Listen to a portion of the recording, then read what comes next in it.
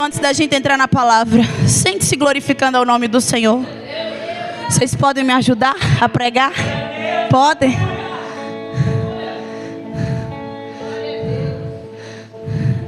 Se você quiser pegar o microfone. Não?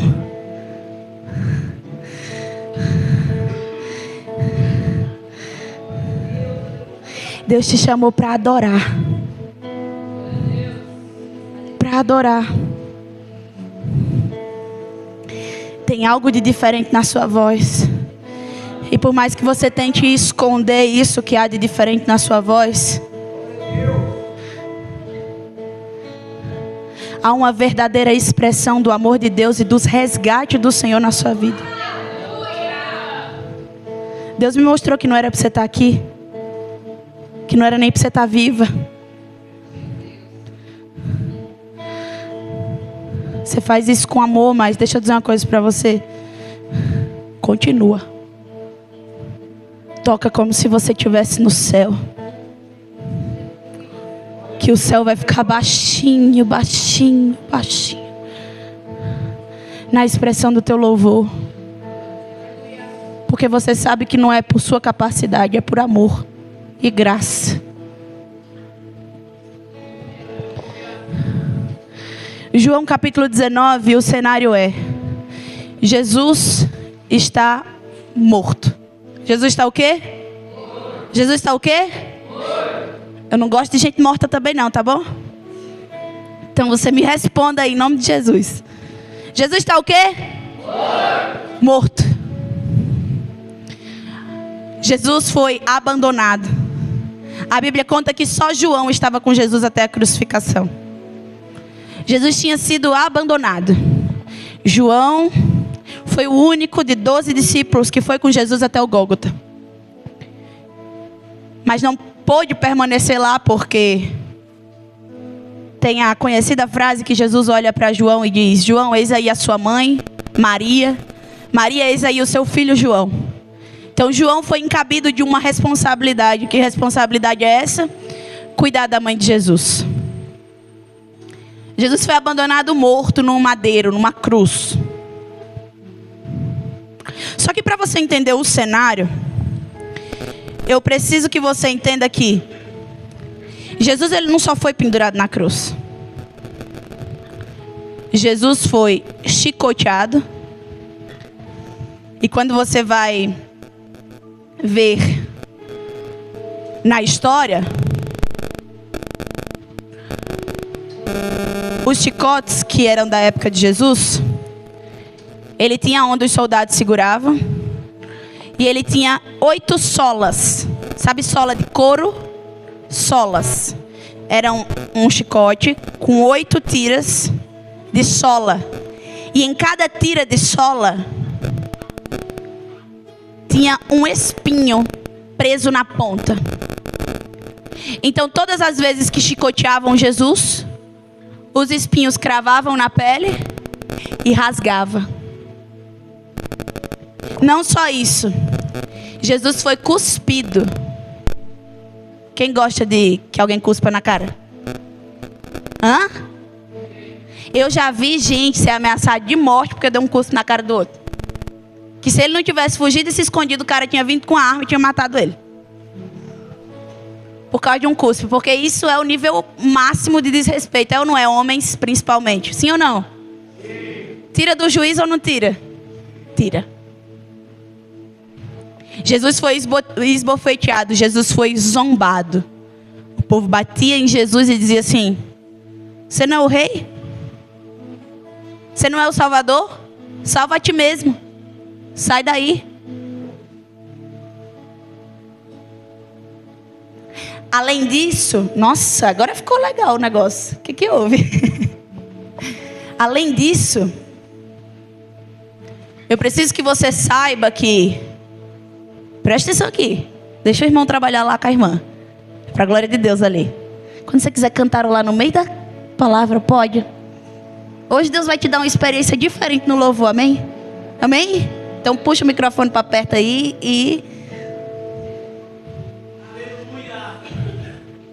Quando Jesus foi preso, A cruz não tinha sido feita sob medida de Jesus. Ela tinha sido feita sob a medida de Barrabás. E Barrabás era maior que Jesus. Então, o peso da cruz era maior do que o que ele podia suportar. E o tamanho da cruz era maior do que o tamanho de Jesus. Então, até para prender Jesus na cruz, tiveram que esticar muito bem esticado seus braços. Ou você acha que Jesus morreu igual o Jesus que está lá pregado na igreja católica? Bem bonitinho assim. Não. Médicos fizeram um estudo sobre os relatos a respeito de Jesus. E eles dizem que era possível ver o pulmão de Jesus e suas costelas, como que ele funcionava dentro das costelas, de tão rasgada que estava a pele de Jesus. Jesus pediu água e sabe o que foi que deram para ele? Vinagre. Já colocou vinagre em ferida? Hã? Vocês já colocaram vinagre em ferida? Porque quando eu era criança, sou nordestina, eu sei que vocês não perceberam. Mas quando eu era criança, nem entenderam minha piada para rir. Quando eu era criança, dos dois, ou minha avó botava vinagre ou botava sal. Um dos dois, para poder desinfetar a ferida, né? Para poder limpar a ferida. Dói muito. E para zombar mais ainda de Jesus, eles fizeram uma coroa. Ele não era o rei dos judeus? Fizeram-lhe uma coroa, pastor, de espinhos. E cravaram sobre a cabeça dele. Cravou sobre a cabeça dele. Vocês sabem por quê? Vocês sabem para quê? Para que eu e você estivéssemos aqui. Jesus suportou a ira de Deus. Não foi o diabo que fez isso com Jesus. Foi o seu pai. Nossa, Jéssica, o que você está falando? O que eu estou falando para você é que Jesus se pôs no meu e no seu lugar. E ele sofreu aquilo que nós deveríamos sofrer. Ele sofreu a ira de Deus. E nós chegamos nesse cenário. Para Jesus, o pior talvez não tenha nem sido suas feridas. Chega um momento que Jesus grita e fala: Senhor, Senhor, por que me abandonastes? Jesus nunca tinha se apartado do Pai. Nunca. E quando Jesus pergunta isso para Deus, ele está perguntando por quê? Para que Deus pudesse manifestar sua ira sobre ele e perdoar o pecado do mundo, era necessário que Jesus não tivesse acesso à presença de Deus, porque tudo o que é profano não pode se misturar com o que é santo, e Deus é santo. Então Jesus, ele se afastou da presença de Deus para poder cumprir a sentença que nós deveríamos cumprir. O cenário é esse. Talvez você veja aqui dizendo: porque meus amigos me abandonaram. Porque minha mãe me abandonou, porque meu pai me abandonou, porque meu esposo me abandonou, porque minha esposa me abandonou. Jesus estava morto, ridicularizado, quase nu, preso numa cruz que não era para ele. Castigado, ele foi castigado e morto por um pecado que não era dele. Quando a gente peca, parece que algo dentro de nós pesa. Pesa ou não pesa? Sim ou não? Sim. E às vezes não é nem um pecado tão grande, porque não existe, né? Pecadinho e pecadão. Às vezes nem é um pecado que o escândalo é maior. Às vezes é um pecado simples de se resolver. Mas pesa, a gente fica mal, a gente não... Agora imagina carregar o peso do pecado de uma humanidade inteira. Foi isso que Jesus fez. O cenário aqui é abandonado, sozinho, morto, numa cruz, ridicularizado e sem ninguém. Sabe o que ia acontecer com Jesus? Jesus ia ficar pendurado numa cruz por 2 dias. Na verdade 3. Porque era 3 horas da tarde de uma sexta e às 6 horas começava o Shabat. E ninguém podia mais tocar em ninguém que estava lá. Jesus ia servir de palhaço, de espantalho para todo mundo que passasse. Porque eles deixavam as pessoas penduradas na cruz até o domingo de Páscoa. A cena é essa. E eu já quero aqui dizer uma coisa para você. Se isso não te constrange, se isso não dói dentro de você, se isso não te envergonha, você já está morto. E aí a gente chega no capítulo 19, no verso 38. E o verso 38 diz assim: a minha versão, ela é a nova versão transformadora. Então ela é um pouco diferente das outras Bíblias, porque ela é uma linguagem mais atualizada, amém? É uma linguagem ótima para devocional. Porque a minha Bíblia que eu prego, estava no meu escritório, deu uma chuva muito forte, abriu meu teto, molhou minha Bíblia. Pastor, você acredita? Com tudo marcado, com minhas anotações, tudo, perdi tudo. Amém.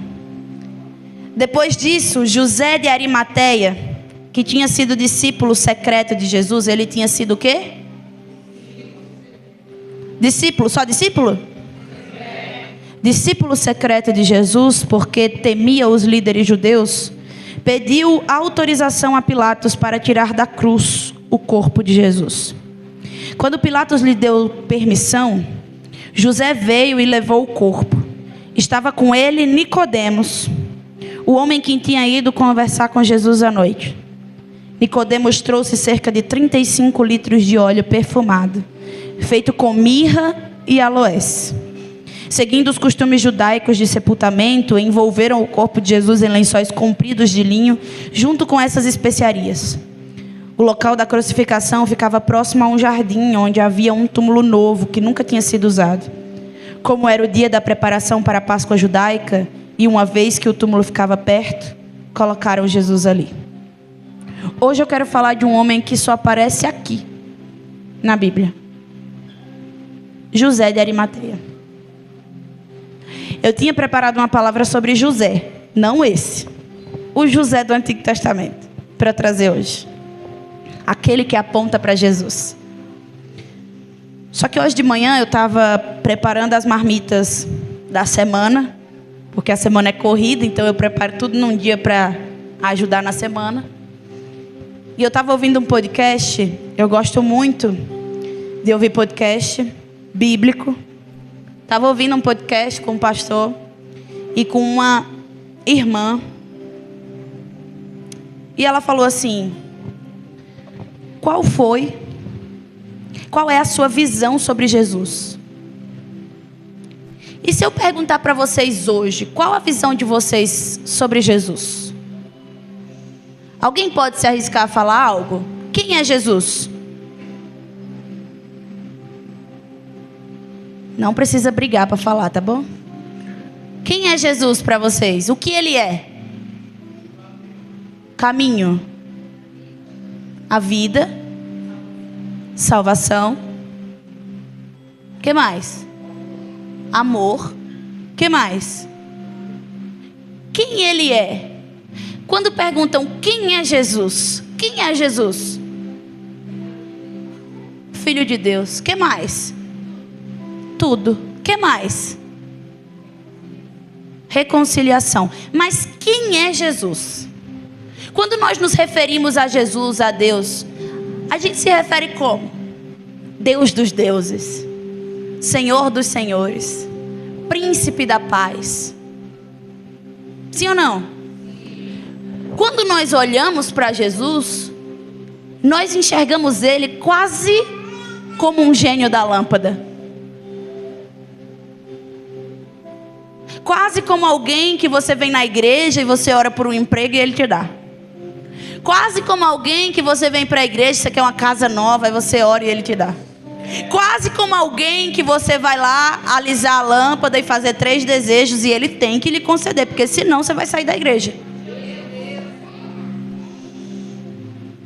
Quando alguém se levanta contra nós, a gente pensa o quê? Ele é o Senhor dos senhores, Rei dos reis, Senhor dos exércitos. E aí a gente já imagina alguém muito grande, alguém muito feroz, alguém muito poderoso. E eu não estou dizendo que Deus não é, Deus é. Só que se inverteu a sequência de como você enxerga Deus. Olhe para a pessoa do seu lado. E fala assim para ele: até hoje você conheceu um Deus poderoso, mas você está preparado para ver um Deus ferido? Ferido? Como assim ferido? Deus ser ferido, pastor? Eu quero que a gente entre na cena.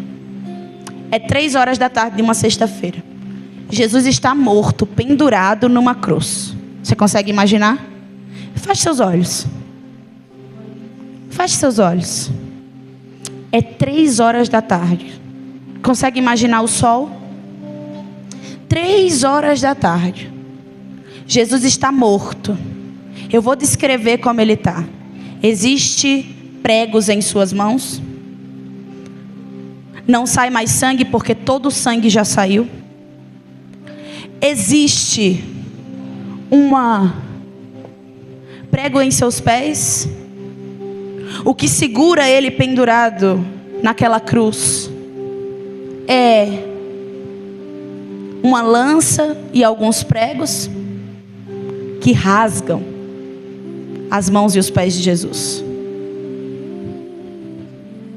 Seu corpo está tão ferido, mas tão ferido, mas tão ferido, que é possível ver seu pulmão. Tem uma lança transpassada no seu coração. Existe uma coroa de espinho fincada na sua cabeça, como quem quase atravessa. Você olha para ele e não se consegue enxergar nada além de sangue. E sangue. E mais sangue. Agora olhe para mim. Você consegue imaginar Jesus? Você consegue imaginar um Deus poderoso, vencedor de batalha, porque Jesus é o próprio Deus, que vence batalha, que vence guerras, agora morto, pendurado numa cruz? Enquanto Jesus tinha vida e realizava milagres, era muito fácil seguir Jesus. É muito fácil seguir um Deus que realiza milagres. É muito fácil seguir a um Deus que realiza desejos. É muito fácil seguir a um Deus que pode te entregar como um gênio tudo o que você precisa. Só que é muito difícil lidar com um Deus ferido, Thalia. E eu quero falar sobre um homem que era um discípulo. O quê? Um discípulo secreto. Se você pesquisa sobre José de Arimateia, é um fato que ele era do alto escalão do Sinédrio. Ele era um homem importante e rico. Ele era um homem rico. Nunca se ouviu falar dele em toda a Bíblia. E de repente Jesus está morto 3 horas da tarde em cima de um madeiro. Ali não tem mais discípulo, ali não tem mais mulher, ali não tem mais ninguém. Jesus está sozinho. Jesus está abandonado. E depois de abandonado, chega esse homem, José, e vai rogar a Pilatos pelo corpo de Jesus. A gente precisa tirar o corpo de Jesus, e ele roga para Pilatos deixar. Pilatos diz: então vai.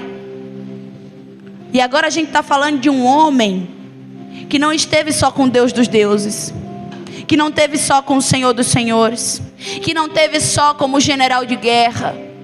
A gente está falando de um homem que enxergou o seu Deus ferido, morto numa cruz, e agora ele vai lá para tirar prego por prego. Ele vai lá para tirar a lança do peito de Jesus. Você teria estômago para fazer isso? Você teria estômago ou você teria vergonha? Porque Jesus morreu da morte mais vergonhosa que existia. A pior sentença de morte era a sentença de cruz. Só os piores, dos piores, dos piores morriam numa cruz. E um homem rico, de um cargo importante no Sinédrio, agora está lá, tirando o prego das mãos do Senhor, dos pés do Senhor, tirando a lança. Nicodemos vai junto com ele. O Nicodemos que todo mundo julga porque não abandonou tudo para seguir Jesus. O Nicodemos que quando o povo olha diz, não nasceu de novo. Quem que nasceu? Pedro? Quem que nesse momento nasceu? Tadeu? Quem que nesse momento nasceu? André? Todos eles abandonaram Jesus. E agora o homem rico, judeu, não podia triscar em morto.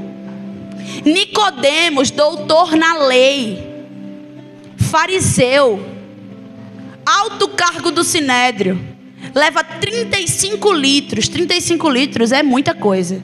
É quase 2 galões de água mineral. Sabe aqueles galões de água mineral? Cada um deles tem 20 litros. 35 litros são quase 2 galões daquele. O homem rico, de poder aquisitivo, mas também de poder social. Agora estavam lá os 2 homens mais importantes da cidade, praticamente, abaixo do sumo sacerdote de Pilatos. Estão lá tirando os pregos de Jesus. Estão lá tirando a coroa de espinhos e olhando para o seu mestre morto, sabendo que ali ele morreu por causa de mim e de você, sabendo que ali ele morreu por causa dele. Agora Nicodemos limpa o rosto de Jesus, tira o sangue de Jesus do corpo para poder enrolar. Não adianta servir aos Deus dos deuses e não lembrar do Jesus ferido. Não tem como servir a Deus e não lembrar do Jesus que sofreu, do Jesus que foi ferido por você. O que nos difere do povo judeu, que acreditava que Jesus viria para salvar ele das mãos dos romanos? O que nos difere do povo daquela época que olhava para Jesus e achava, é ele quem vai vir para nos libertar da tirania do governo romano? Enquanto a gente vem aqui e não é suficiente Jesus ter perdoado os nossos pecados. Não é suficiente Jesus ter resgatado você da morte. Não é suficiente. Não é. A gente chegou num nível que não é suficiente servir a Deus. Na carta de Filipenses, no capítulo 1, se você ler do 1 até o 7, apóstolo Paulo em Timóteo, que é quem escreve a carta para Paulo, vai se referir ao povo de Filipe e ele diz o seguinte: nós, servos de Cristo. E quando ele está falando de servo, na etimologia da palavra grega, é escravo. E ele diz assim: nós, servos de Cristo, porque já não vivo eu, mas Cristo vive em mim. E se Deus tirar tudo de você hoje, você ainda vai servir a Deus? E se Deus não te der carro? E se Deus não te der casa? E se Deus não te der nada? Ele será suficiente? Ele será tudo para você? Se Jesus resolver que já fez o suficiente por você, Ele será suficiente para você? Porque é fácil servir ao Deus de guerra, mas não é fácil servir ao Deus ferido. É fácil estar ao lado daquele que ganha qualquer batalha, mas não é fácil estar ali do lado daquele que foi ferido e morto por causa de mim. Se a cruz não estiver plantada no seu coração, se a cruz não tiver cravada no seu coração, eu vou dizer uma coisa para você: não adianta estar aqui. Não adianta.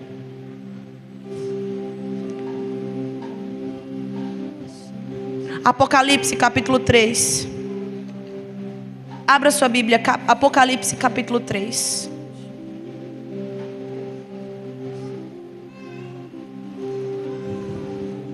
A partir do verso 14.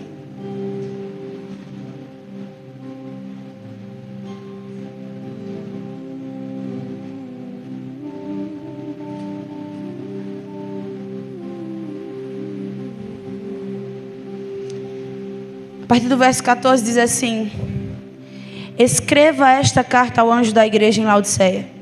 Esta é a mensagem daquele que é o Amém, a testemunha fiel, a verdadeira, a origem da criação de Deus. Eu sei de tudo o que você faz. Você não é frio e nem quente. Desejaria que fosse um ou outro, mas porque é como água morna, nem quente nem fria, eu vomitarei da minha boca. Você diz: sou rico e próspero, não preciso de coisa alguma, e não percebe que é infeliz, miserável, pobre, cego e está nu. Eu o aconselho a comprar de mim ouro purificado pelo fogo, e então será rico. Compre também roupas brancas para que não se envergonhe de sua nudez, e colírio para aplicar nos olhos a fim de enxergar. Eu corrijo e disciplino aqueles que amo, por isso seja zeloso e arrependa-se. Preste atenção, eu estou à porta e bato. Se você ouvir a minha voz e abrir a porta, entrarei e juntos faremos uma refeição como amigos. O vitorioso se sentará comigo em meu trono, assim como eu fui vitorioso e me sentei com meu Pai em seu trono. Quem tem ouvidos, ouça o que o Espírito diz às igrejas. Chega de viver uma vida imediatista. Geração iFood, pediu, chegou. Chega de ser uma pessoa sem perspectiva. Geração Mercado Livre, se eu não conseguir agora, Senhor, tchau, tchau, eu vou para a próxima plataforma. Chega de uma geração iFood, que se não vem na hora que você quer, você simplesmente desvia do caminho. Chega de uma geração mimimi, que não tem força o suficiente para evangelizar o seu vizinho. Chega de ser uma geração morna. Sabe por quê? Tem muita gente que anda na rua e os outros não vê que ele é crente, porque é morno. Não é nem quente nem frio. Jesus disse que era melhor que fosse até frio. Era melhor que nem tivesse na igreja. Porque se não for para estar aqui abraçando as feridas de Cristo, que vai embora. Porque o reino não tem tempo para mornidão.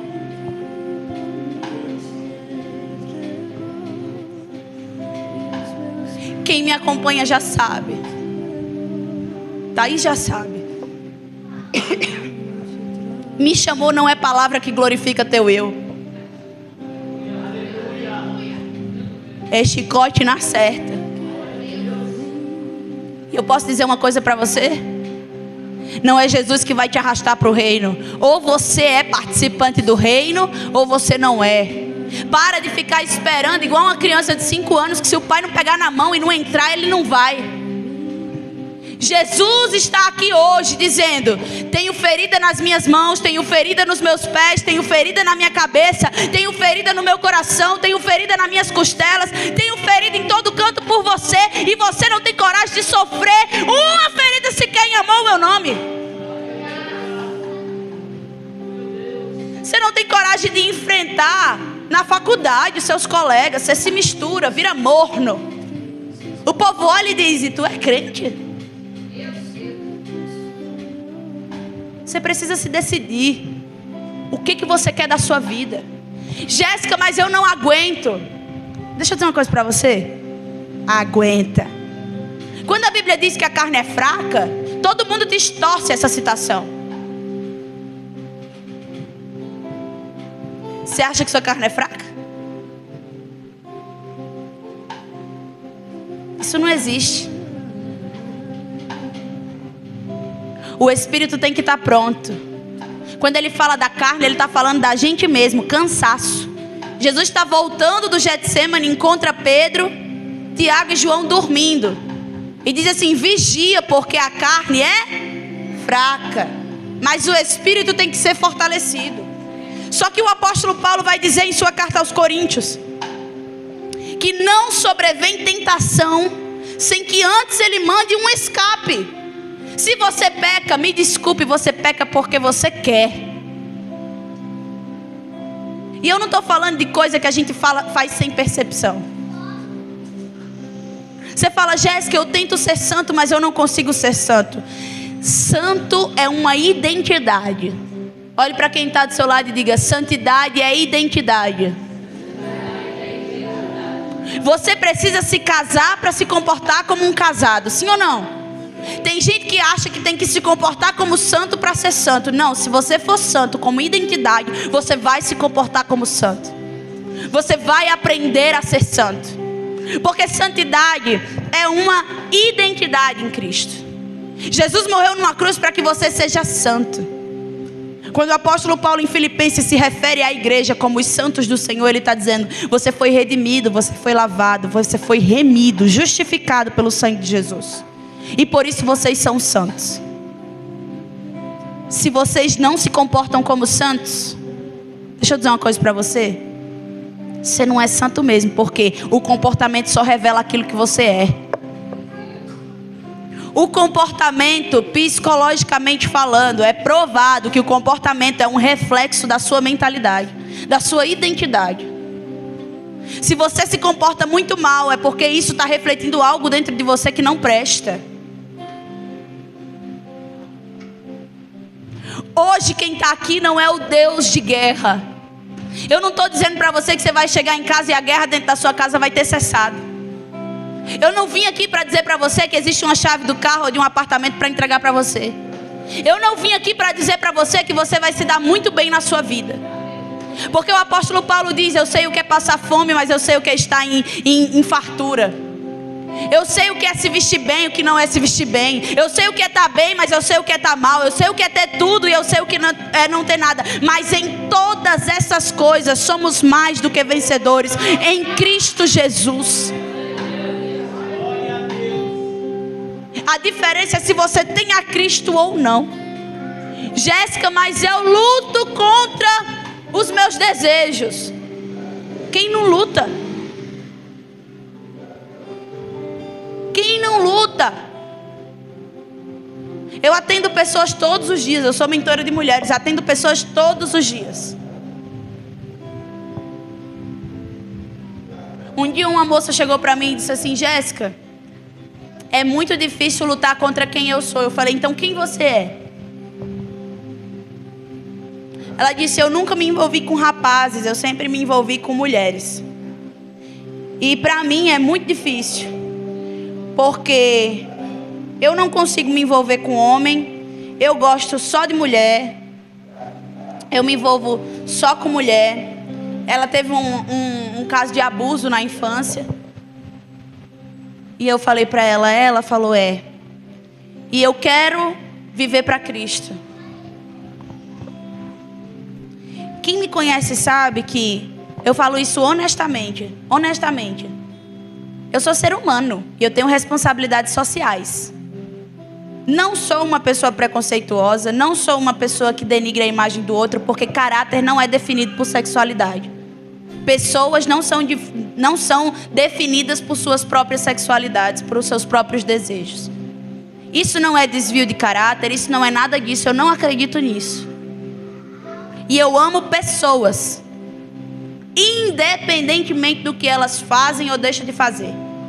Só que a partir do momento que ela fecha uma mentoria comigo e ela me pergunta o que a minha Bíblia diz, o jogo muda. E ela falou para mim: eu consigo resistir?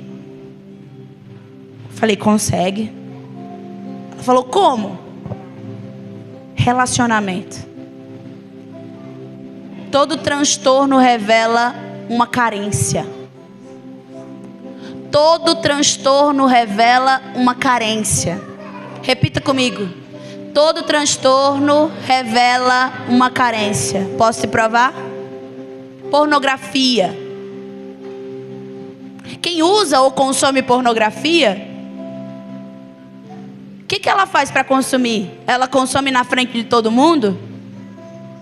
Me responde, gente. Não. Sim ou não? Não. Não. O que ela faz? Fica sozinho. Tranca o quarto. Porque é algo íntimo. Sim ou não, Thalia? Íntimo. A pornografia revela a falta de alguma coisa. Eu posso te provar o quê? Mateus 6. entra no teu quarto, fecha a porta e no secreto ore ao Senhor. Tenha relacionamento e intimidade com o Senhor. E você vai ver que a pornografia vai embora. Porque você só tem desejo pela pornografia porque você não tem desejo pelo Espírito Santo. Se você inverter os papéis, em vez de se trancar no seu quarto para ir entrar num site de pornografia, entra no seu quarto, dobra o teu joelho, abre a tua Bíblia, ora ao Senhor. E eu vou te mostrar que um transtorno vai sumir rapidinho. Porque se você inverte o modo, o jeito, todo transtorno revela uma carência, uma falta de alguma coisa em Cristo. Se você não consegue renunciar aos seus pecados, eu sinto muito. No grande dia, Jesus vai olhar para você e vai dizer: aparta-te de mim, porque eu não te conheço. Voltando para a menina, ela falou assim: Jéssica, eu consigo resistir? Eu falei: consegue. Ela falou: Jéssica, mas eu sei que é um pecado. Eu tenho consciência que é um pecado. Apesar de eu sentir prazer nisso, a minha consciência não fica limpa nisso. A minha consciência me acusa, porque eu estou dentro da igreja. E eu falei para ela: não existe pecado pequeno e pecado grande. Do mesmo jeito que você tem que renunciar ao seu desejo da carne em relação à sua sexualidade, existem pessoas dentro da igreja que precisam renunciar à mentira. Porque não conseguem parar de mentir. É mais fácil, é mais óbvio. O que muda é a nomenclatura, mas renúncia é renúncia em qualquer âmbito, em qualquer área da sua vida. E só tem um jeito de você vencer. Sabe como? Aos pés do Senhor. Reconhecendo que existia um Jesus ferido. E eu encerro aqui, dizendo que se você não é capaz de olhar para um Jesus ferido e valorizar as suas feridas, renunciando os seus pecados, não queira que Jesus se torne o Deus dos deuses na sua vida. Todas as vezes que você sentir o desejo de se desviar da presença do Senhor, entra no teu quarto, fecha a tua porta, ora ao Senhor em secreto, na intimidade. Fala para Ele: Senhor, eu não consigo. Agora eu preciso que o Senhor assuma o controle. Senta na ponta da tua cama, estenda as suas mãos e se imagine como Nicodemos tirando a coroa de espinhos da cabeça de Jesus. E se pergunte se vale a pena mesmo pecar. Se imagine no lugar de José de Arimateia, retirando Jesus daquela cruz, tendo que ficar ensanguentado de sangue por causa de mim e de você. Se ponha no lugar dele, olhe para o Jesus crucificado e diga: vale a pena mesmo usar droga? Vale a pena mesmo se enfiar no alcoolismo, na pornografia? Vale mesmo a pena se desviar do caminho do Senhor? Nós só somos adotados por Deus através de Cristo. E eu quero fazer um convite nessa noite. O pastor disse que eu tinha que entregar tudo. Sim ou não? Existe uma resistência do inimigo hoje aqui, porque eu sei que tem cadeias para serem quebradas. Eu escuto barulho de ferro batendo em ferro, sabe? Aquele barulho de ferro batendo em ferro, como se tivessem pessoas presas em seus pecados aqui hoje. E às vezes dá vergonha, porque você está dentro da igreja. Mas vocês lembram do que eu falei no início do culto? Que eu falei que existem pessoas que o inimigo não tenta tirar de dentro da igreja, ele só distrai ele dentro dela. Quando Adão e Eva estão no Éden e a serpente engana Eva, ele diz assim: se comeres do fruto, certamente viverás. Não é diferente do que o inimigo faz aqui. Pecar, ninguém está vendo. Você vai continuar vivo na igreja, fazendo o que precisa ser feito na igreja, desempenhando o que precisa desempenhar. Chega disso. Chega de ser crente raso. Chega de ser crente que a água só vem até o tornozelo. Chega de ser crente que não se aprofunda. Só que não existe se aprofundar sem que antes você se entregue. Você só mergulha se você se entregar. Você só afunda se você se entregar. Sim ou não? Uma vez eu quase morri afogada na Praia dos Artistas em Natal, pastor. Pensa num desespero. E a única coisa que eu ouvia do povo gritar, porque tentavam entrar e não conseguiam me tirar. E eu lá presa na correnteza, e eu falei, pronto, vou morrer. Eu olhava para longe, minha avó lá na praia, eu acho que ela estava mais morta que eu já lá dentro. E eu lá dentro morrendo. Aí o surfista de longe falava assim, não se entrega não, continua. Porque eu sei nadar, eu não conseguia mesmo sair, não era por falta de saber nadar, sei nadar desde meus 3 anos de idade. E ele falava assim, continua.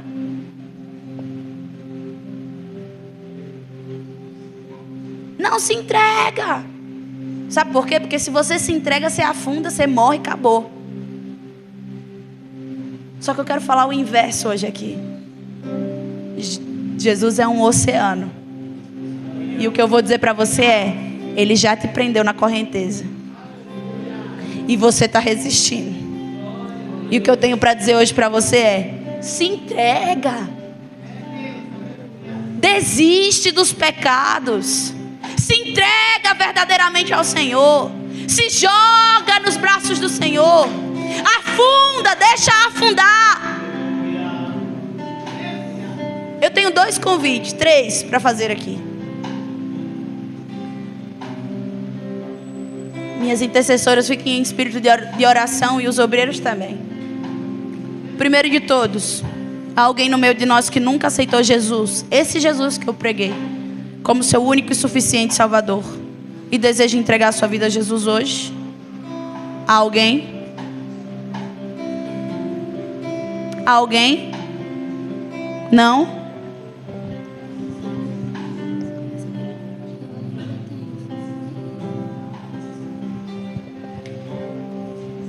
Não vou insistir. Segunda pergunta. Há alguém que estava afastado dos caminhos do Senhor e hoje quer se reconciliar com Cristo? Às vezes você não precisa estar fora da igreja para estar afastado. Às vezes você está dentro dela e você está afastado dos caminhos do Senhor. Você não é uma cópia de Jesus. Você não é um espelho de Jesus. Você não lida bem com sua família. Você não lida bem com ninguém. Você é um problema ambulante. Hoje isso tem que cair por terra. Há alguém no meio de nós que está afastado dos caminhos do Senhor e deseja retornar para os caminhos do Senhor? Há alguém?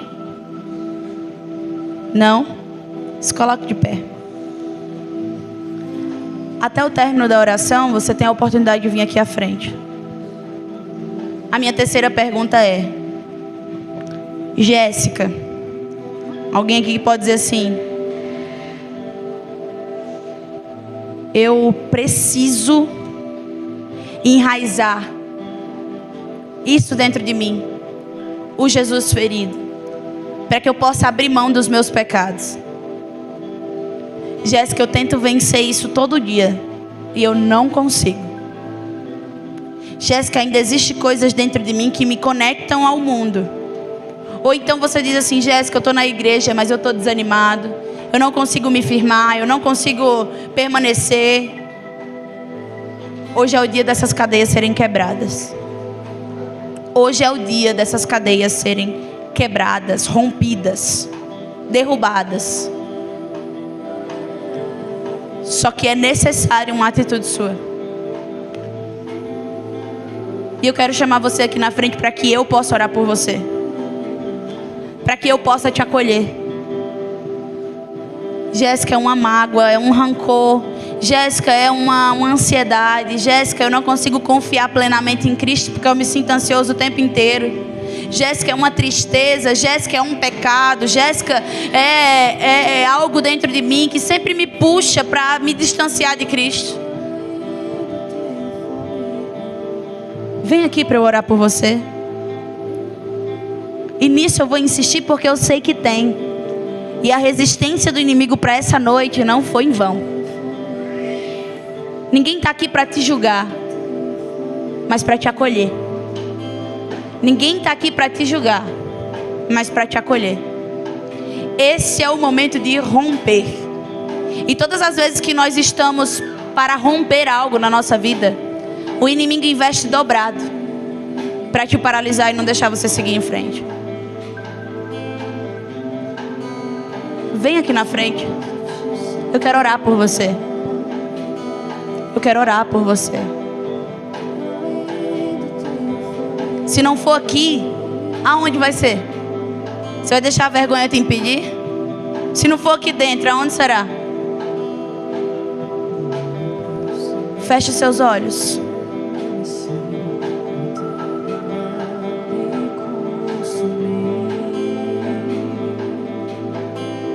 Eu sou todo teu, aproximei, permaneci, o teu olhar me consumiu. Eu sou todo teu, fogo em teus olhos fez eu me apaixonar e queimou todos os outros amores e queimou todos os outros amores. Me aproximei, permaneci, o teu olhar me consumiu.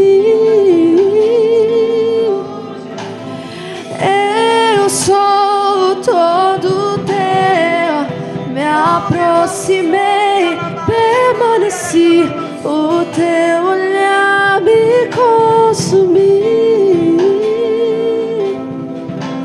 E eu sou todo teu, fogo em teus olhos fez eu me apaixonar e queimou todos os outros amores e queimou todos os outros amores. O fogo em teus olhos fez eu me